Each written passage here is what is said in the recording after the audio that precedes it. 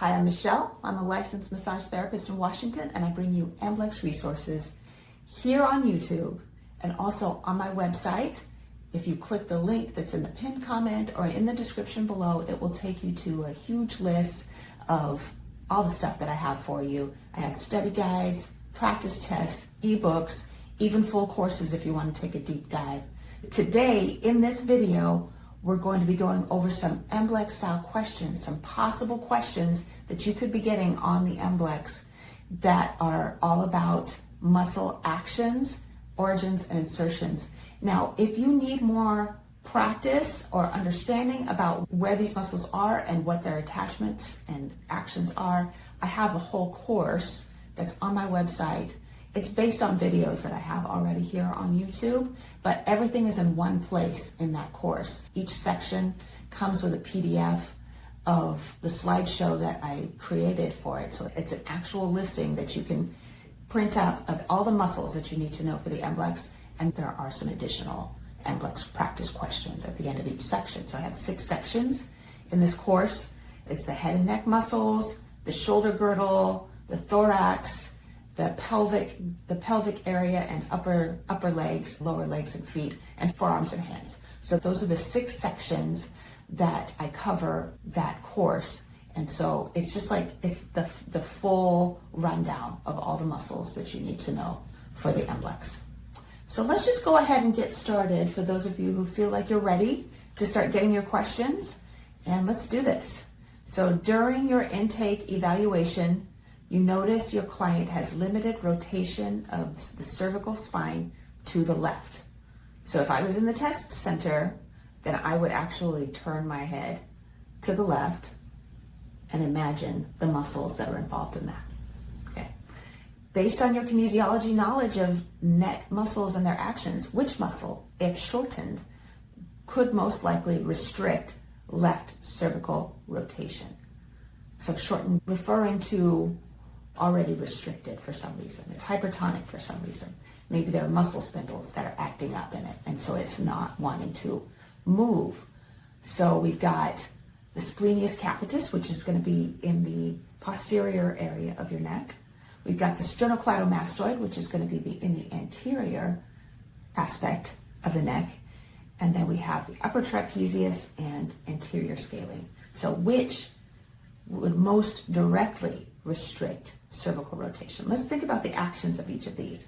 Splenius capitis in the back of the head, we know that it extends our head, so that extends our cervical spine so that we can look up, right? And we know that it also, if we're thinking about left turns, left rotations, it can assist in rotation, but it's not a very strong rotator. Sternocleidomastoid is all about the rotation. You can grab your sternocleidomastoids here in the front, and you can imagine if you're turning left, then that muscle is going to, on the right side, not on the left side. You're turning left, it's on the right side. It's contralateral rotator. So it's going to contract, and you're going to turn your head to the left. So that seems like it's a pretty prime mover for that motion, for rotation. C, upper trapezius can, because it's spread out from the back of the head all the way down over the shoulders, it can help with a little bit of rotation. So on the left side, it will do this and maybe pull a little bit, but it's not a big rotator. Anterior scalene is more about neck flexion than extension, or just, it's like a little bit. Let's see, if this contracts, that would be contralateral. So it would be the right side where the anterior scalene is going to do, but it's not a big one. It's mostly for head flexion. So I would go with B, sternocleidomastoid, and there's the explanation there. Sternocleidomastoid originates on the sternum and clavicle and inserts at the mastoid process, giving it a strong role in rotating the head to the opposite side. If the right SCM is shortened or hypertonic, it can limit rotation toward the left. This is a key action needed to answer the question. Splenius capitis contributes more to extension and same side rotation, so it does not directly restrict rotation in this way. The upper trapezius and anterior scalene assist with neck movement but are less directly responsible for rotation restrictions. Okay, So there's a little image of what each of these muscles do. So we got the sternocleidomastoid, which will contract and turn that head to the left. And then there's the scalene right there. And it's contracting, but it's kind of tilting the head more for lateral flexion. And then we've got the splenius capitis here, which is going to extend and pull down the head to the left, but it's not going to be a huge contributor to rotation, which is a little bit different. And then I didn't put trapezius up there because it would have covered up our splenius, but you guys know what trapezius looks like. Next question. You are preparing to stretch a client's levator scapula to reduce neck stiffness. To place the muscle in its longest possible position, you need to move the cervical spine in the opposite direction of the levator's actions. Which combination of movements would best lengthen this muscle based on its origin and insertion? Okay. So we need to consider, in this question, it's asking us what movements would stretch the levator scapula. Let's think about, as we're looking at this, we're imagining the levator scapula. And we're imagining what actions it does. So its actions, levator scapula's actions are cervical. Let's see, it tilts the head back. So I'm imagining my head going back, and I'm also imagining it tilting a little bit to the lateral side. Its attachments are C1 through C4. And then so that would be the origin. C1 through C4 would be the origin, and the insertion would be on the superior border of the scapula. Superior angle of the scapula, more specifically. Okay, so we got that in our heads. So we know that it's going to do extension, and it's also going to do a little tilt. And if we want, our shoulder can raise up, but that's not ideal. Our shoulder blade, scapula. So the opposite of cervical extension would be flexion. So we're looking for cervical flexion here as being one of the things. Contralateral rotation. So let's look at this. Rotation can be contralateral or ipsilateral. Ipsilateral means the same side. So when we're contracting our levator scapula, we're imagining how it contracts. So that would be an ipsilateral contraction because we're tilting our head backward to the same side as the levator scapula is. So that means that we are going to need to do a contralateral rotation. Okay, and we know that shoulder elevation is another one of the movements that's involved.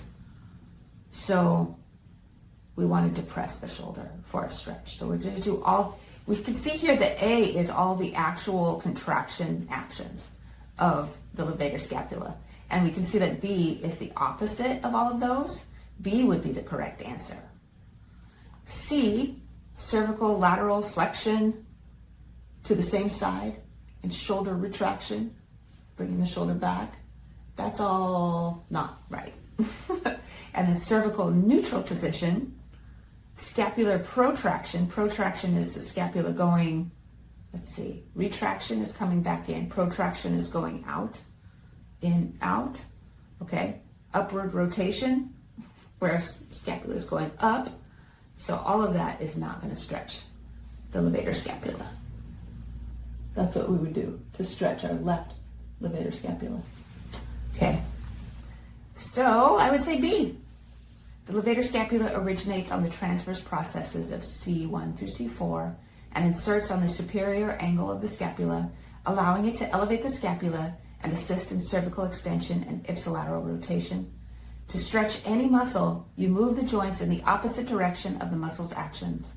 Therefore, placing the neck in flexion and rotating it away lengthens the cervical portion, while depressing the scapula lengthens the scapular portion.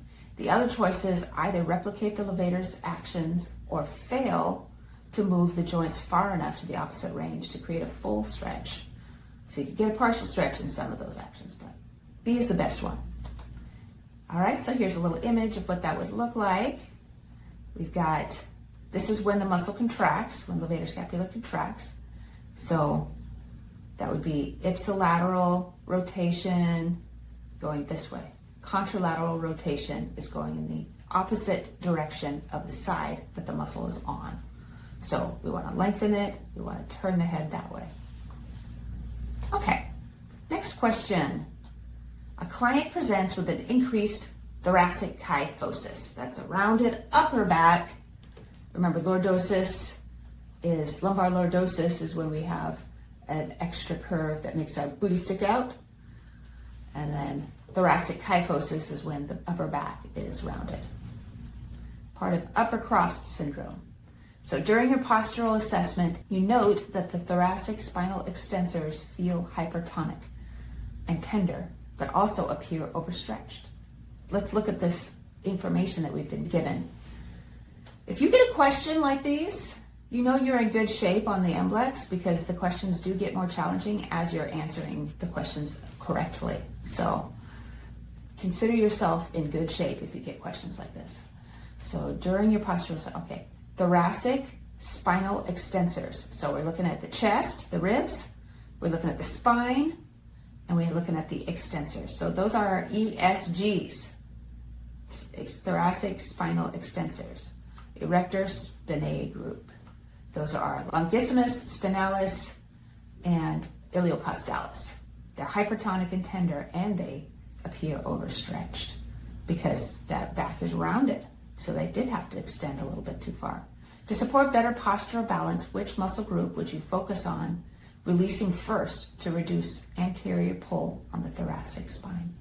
So we're looking at reducing anterior pull. What muscles in the anterior area of the body, anterior thoracic area, would we work on to reduce tension in the ESGs? Well, for B here, we have the erector spinae. That's not it. We do not want to focus on those for reducing the anterior pull. So here we have a few other choices for anterior muscles. Rectus abdominis is A, and internal oblique is C. Both of those are in the abdominal portions, which, I think that we would probably have the opposite lordotic curve, the opposite of the lordotic flat back, if those two were too tight.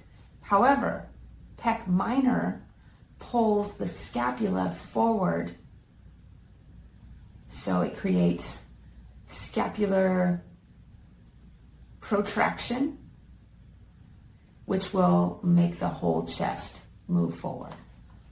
Okay, so I would choose D, pectoralis minor, because that's the one that's in the thoracic cage. That's the one that's on the thoracic area. Whereas rectus abdominis and internal oblique are both in the abdominal area. So in general, even if you don't have all of this terminology memorized, I would still go with pec minor because it is in the thoracic area, on the thoracic spine. So that's what I would go for. But let's look at this explanation. Pectoralis minor originates on ribs 3 through 5 and inserts on the coracoid process, pulling the scapula into protraction and anterior tilt. When this muscle is shortened, it draws the shoulder girdle forward, increasing thoracic flexion and contributing to an exaggerated kyphotic posture. Releasing pectoralis minor reduces anterior pull on the thorax and allows the overstretched thoracic erector spinae to return to a more balanced resting length. Rectus abdominis and internal oblique influence trunk flexion, but don't exert as direct of an anterior pull on the scapula and the upper thoracic region. Yeah, so I just have a little demonstration here for pec minor pulling that, how that pec minor pulls that, protracts the scapula forward, and it will cause that kyphosis. So when we release both of the pecs, I love that. When we release both of the pecs, pec minor and pec major, it can help with that kyphosis in the posterior region. So your client reports difficulty reaching overhead And during your assessment, you notice limited upward rotation of the scapula on the right side. So imagine the scapula while somebody is lifting their arm overhead. On the right side. Make sure you're holding your right side. Based on the primary muscles responsible for this motion, which muscle would you assess for possible weakness or lengthened tone due to its insertion and action on the scapula? So we're thinking about all the muscles that attach to the scapula. And then we think about someone reaching overhead, and upward rotation is when the scapula, let's try this, when the scapula goes out this way, okay? So the inferior angle is going outward. So we're going shoo when we're reaching overhead. So which one would be weak or lengthened of all the muscles that are attached? So we have levator scapula, which is going to be in the posterior aspect, attaching between the cervical vertebrae and the superior spine of the scapula. We have rhomboid major, which is going to be attaching between, I think major is going to be in the upper thoracic, the upper few thoracic. You know, specifically if you watch my videos on muscle mastery, I have all those, but I made them months and months ago, so I don't remember the exact attachments anymore. But it's like upper thoracic down to the lower medial spine of the scapula. And then we have serratus anterior, which attaches through all of the ribs in the front, in the anterior aspect, and it goes up under the scapula and attaches to the medial portion of the scapula, and it helps to bring your arm down like that. So serratus anterior helps you to be able to do downward rotation. Oh, I didn't talk about the movements of rhomboid. It will retract your scapula. And then pectoralis major. Pectoralis major is all about the arm. It brings the arm in. So it helps to flex the arm inward. Okay, so we're thinking about all these motions and which of those, when someone is reaching overhead, which of those is going to be stretched? Serratus anterior, for sure, because that's the one that's in the opposite direction of the stretch. It contracts in the opposite direction. So we're imagining where it's at, and it's like, oh, that's the one that's going to be stretched or possibly weak. Okay, so C, serratus anterior would be the answer. And the serratus anterior originates on the lateral ribs and inserts along the medial border of the scapula, where it plays a primary role in upward rotation and protraction of the scapula. If this muscle is weak or lengthened, the scapula fails to rotate properly during overhead movements, causing limited shoulder flexion or abduction. Rhomboids and levator scapula contribute to downward rotation and would more likely restrict, not assist, overhead range. Pectoralis major acts on the humerus rather than directly rotating the scapula. So it is not the main muscle responsible for this motion. Okay? So yeah, pectoralis major is not even on there. So this really goes to show that you don't necessarily need to have memorized these precise attachments, but you do need to have a good idea. When I took my MBLEx, I didn't have every precise attachment memorized. I still don't, but I still passed on the first try.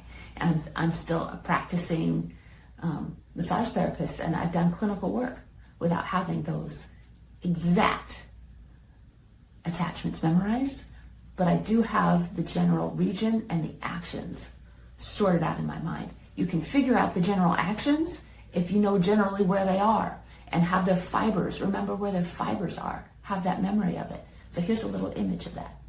Boom, serratus anterior. So it attaches on that medial or vertebral spine of the scapula, and when it contracts, you see the fibers going this way and going this way. So it will move the arm outward. It will move the whole scapula outward. Protraction, that's what it's called. All right, next question. Your client reports difficulty performing external rotation of the shoulder, especially when reaching behind the head to shampoo their hair. During your assessment, you suspect a muscle that inserts on the greater tubercle of the humerus may be involved. So like you're assessing them, you're like having them do some different motions, and then you're like, can I touch this? It's good to check anyway for bursitis. Which muscle most directly assists in this motion based on its origin, insertion, and action? Okay, so we're gonna shampoo our head, right? Our first option is subscapularis, which attaches all over inside of the fossa under the scapula, and it comes up and it has its, let's see, so the origin would be the lesser tubercle of the humerus, and the insertion would be all over in the fossa. So when it pulls, it will pull your arm down, okay? Down and forward. So it's not going to be an overhead muscle. That would be stretching, right? So which muscle directly assists in the shampooing motion? So it can't be subscapularis. Infraspinatus will bring your arm into extension so that you can do that. Ooh, that might be involved too. That's most likely to be involved, because when infraspinatus attaches all over the infraspinatus fossa, and then it's going to come over and attach to the greater tubercle of the humerus. So bring your arm back and shampoo. So that's the one. External rotation, that's another thing that it does. Okay, and then pec major is like doing this stuff, contracting this way. Latissimus dorsi attaches to the lesser tubercle of the humerus, and it spreads all the way down our lower back. So it helps with reaching back and down. So it can't be that one either. The most likely one that it's going to be is infraspinatus. Okay? The infraspinatus originates on the infraspinatus fossa of the scapula and inserts on the greater tubercle of the humerus, making it one of the primary external rotators of the shoulder. When this muscle is weak, irritated, or shortened, clients often struggle with overhead grooming motions that require external rotation, such as reaching behind the head. Subscapularis insert on the lesser tubercle and performs internal rotation. Pectoralis major and latissimus dorsi primarily contribute to adduction and internal rotation, not external rotation. And that is adduction and internal rotation of the arm. Okay, so there's infraspinatus contracting and bringing, and there it's stretching, and then it's contracting, come on, and now. That's how it does it. That is internal rotation. So external rotation and internal rotation. So internal rotation stretches infraspinatus. Your client reports discomfort when gripping objects, especially when trying to extend the wrist while maintaining a firm grip, as in holding a heavy grocery bag or walking a large dog on a leash. Based on the muscle's origin, insertion, and action, which forearm muscle is most directly responsible for wrist extension and stabilizing the fingers? So what is going to do this? Which of these muscles is going to do this? Extensor carpi radialis longus. So we got extensor carpi. Let's look at the words, right? Look at the name itself. It explains exactly where that muscle is. Extensor, we got flexor muscles and extensor muscles. So extensor carpi, it attaches at the wrist. Carpi is wrist. Radialis, which is on the thumb side. Longus, which means it goes all the way up. Okay, so that's where that one is. And then, so we can imagine when it contracts, what it does, right? Puppet strings pulling. And then we have flexor digitorum profundus, which will flex the hand, will flex the fingers. Flexor digitorum means it's on the flexor side, and it flexes the fingers. So we have that one, but it doesn't do this. It only does this. All right, it's not so much about the wrist as it is about this. And then palmaris longus is another supporting. It helps with doing this kind of stuff, with crunching up the hand, and it goes up into the flexors as well. It's not an extensor. Pronator teres is in this area, and it's all about turning your hand down for pronating. So it can't be either of those three. It has to be A, extensor carpi radialis longus. because it's the only one that's an extensor. Even if it isn't directly involved with flexing the fingers, it is supporting the fingers. Extensor carpi radialis longus originates on the lateral supracondylar ridge of the humerus and inserts at the base of the second metacarpal, giving it a strong mechanical advantage for wrist extension while maintaining radial stability. When gripping an object, the flexor muscles of the fingers are active, so the wrist must stay in slight extension to create optimal tension for a strong grip. Extensor carpi radialis longus is one of the primary muscles that produces this position. Flexor digitorum profundus flexes the fingers, not the wrist, and would not help maintain extension.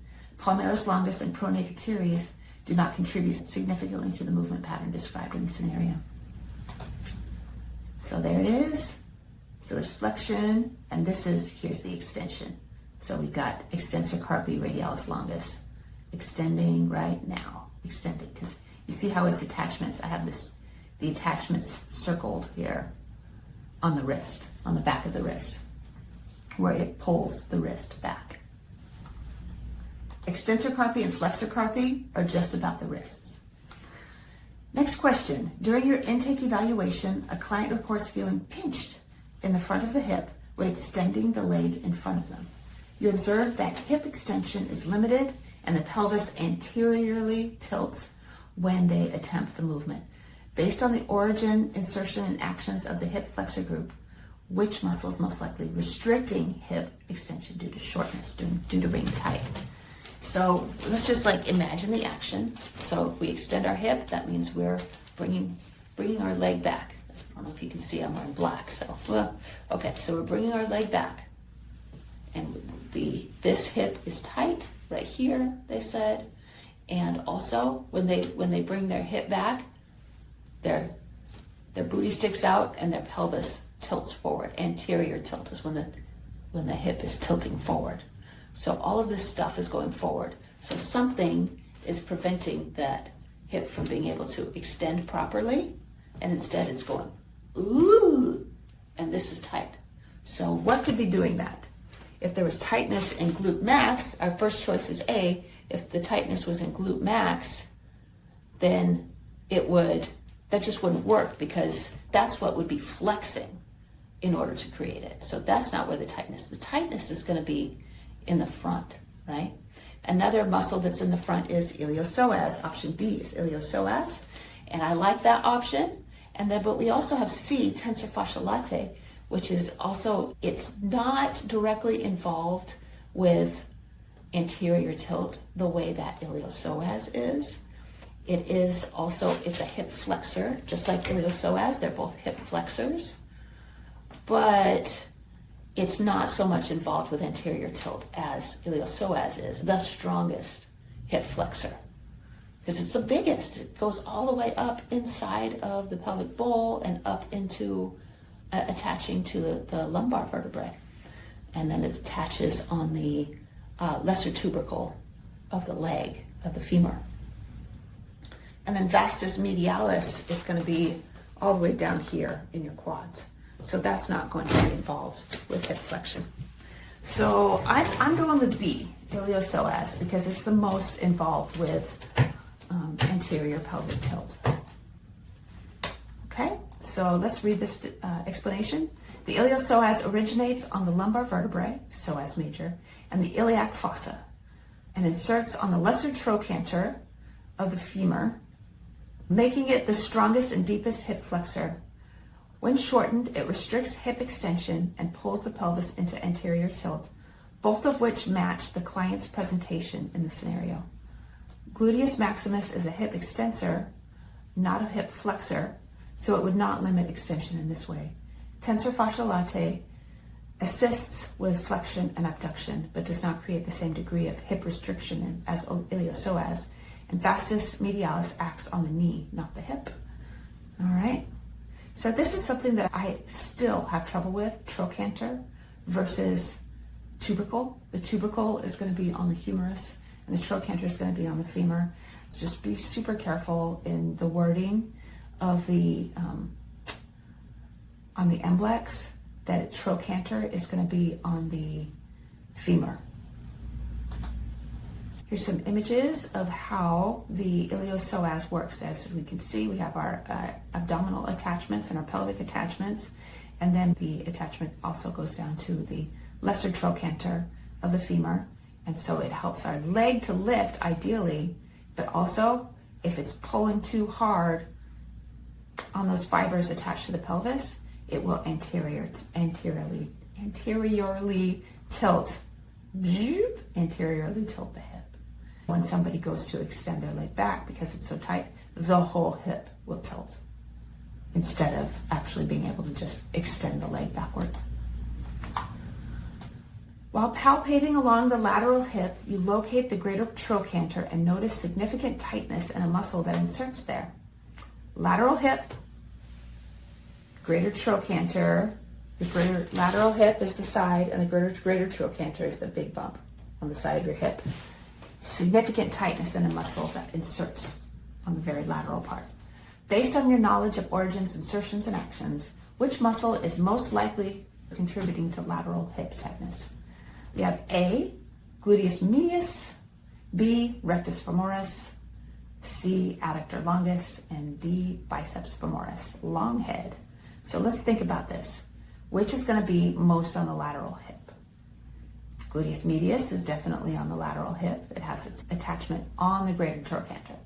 Whereas rectus femoris, adductor longus, and biceps femoris are all around the leg and not in the hip at all. So rectus femoris has its attachment on the ASIS, anterior superior iliac spine, which is on the anterior part of our hip.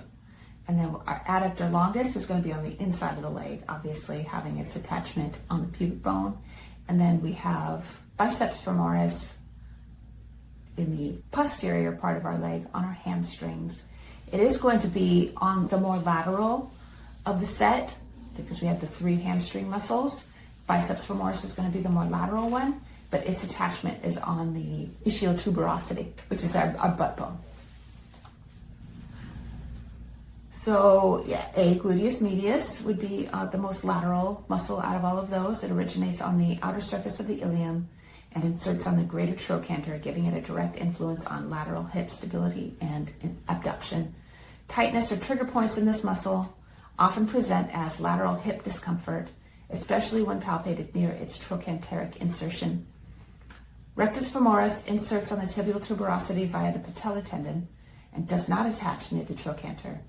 Adductor longus and biceps femoris attach on the medial thigh and fibula, respectively, so they would not be the structures producing tenderness in this region. Okay, so there's a little video where I'm just showing where each of those muscles are. So we have gluteus medius here, we have tensor fasciae latae here, and then we have, let's see. Oh, I didn't do the hamstring, I did tensor fasciae latae. I was still thinking of tensor fasciae latae from the last video, or from the last question, but we know that biceps femoris runs down the leg from the ischiotuberosity down. It goes down the leg to the knee, and then we have the rectus femoris right here. It's not on the lateral part, and then we have show it here, adductor longus is on the interior part of our leg, on the medial part of our leg. Okay, next question. During gait observation, you notice a client's heel does not fully lift off the ground during the push-off phase of walking.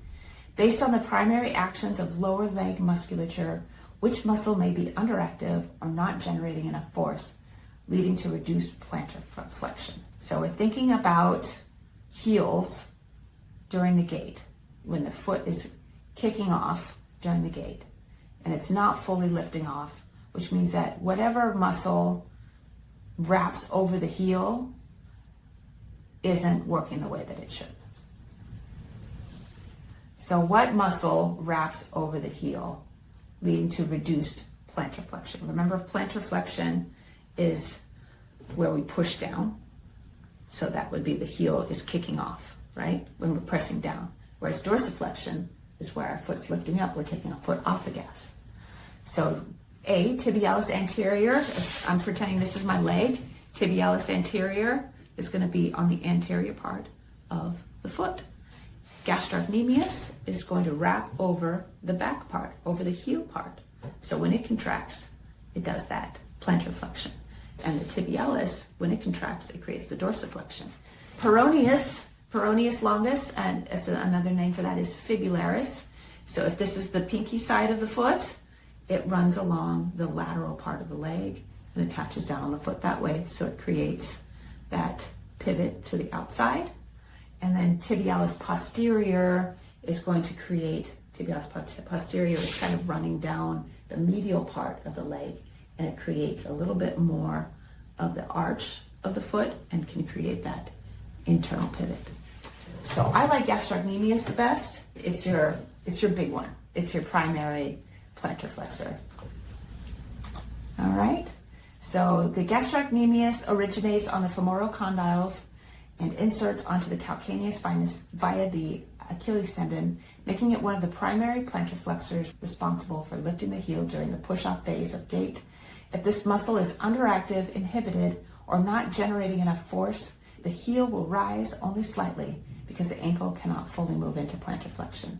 Tibialis anterior is a dorsiflexor used during the swing phase, not push-off. So weakness there would not affect heel lift. Peroneus, also known as fibularis longus, and tibialis posterior help with foot stabilization and arch support, but they do not create the powerful plantar flexion needed for heel lift. And here we have a little video of some plantar flexion where the gastrocnemius contracts and pulls those puppet strings up so that the foot will plantar flex. And whereas tibialis anterior just does the dorsiflexion. When it contracts, it pulls that foot up. Okay, so that's that. That's the whole thing for today. Thanks for sticking it through to the end. If you feel like you need more practice, make sure and sign up for that muscle mastery course that's on my website. The link to it is in the description and in the pinned comment below. Be sure to like this video if it helped you in any way. And sorry about any confusion that happened in my explanations. Sometimes my words are not so great early in the morning. But I will see you guys in the next video. Toodaloo.